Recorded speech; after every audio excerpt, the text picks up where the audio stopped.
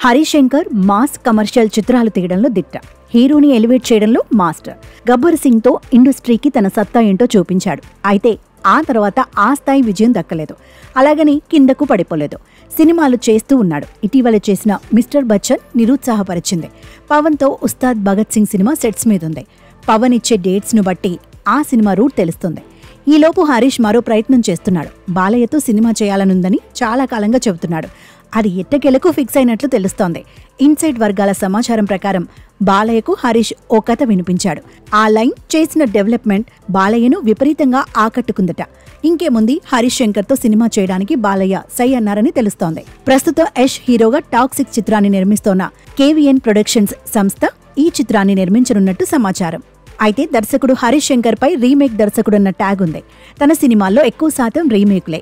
Super hit అయిన గబ్బర్ సింగ్, ఇటీవలి flop అయిన మిస్టర్ బచ్చన్ రీమేక్ కథలే. అయితే బాలయ్య కోసం హరీష్ శంకర్ ఎంతో విభిన్నమైన కథ రాశాడని, ఎలాగైనా తమ కాంబోలో వచ్చే సినిమా హిట్ కావాలని స్క్రిప్ట్ రెడీ చేస్తున్నట్టు ఇండస్ట్రీలో చర్చించుకుంటున్నారు.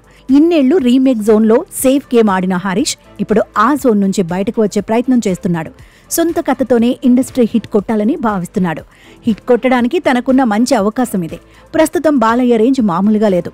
హిట్టుల మీద హిట్లతో బాలయ్య ఫుల్ జోష్లో ఉన్నారు.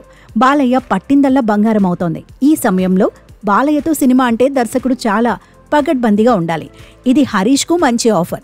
త్వరలో ఈ సినిమాకు సంబంధించిన వివరాలు మేకర్స్ అనౌన్స్ చేయనున్నట్టు తెలుస్తోంది. ప్రస్తుతం బాలయ్య అఖండ 2 చిత్రంలో నటిస్తున్నారు.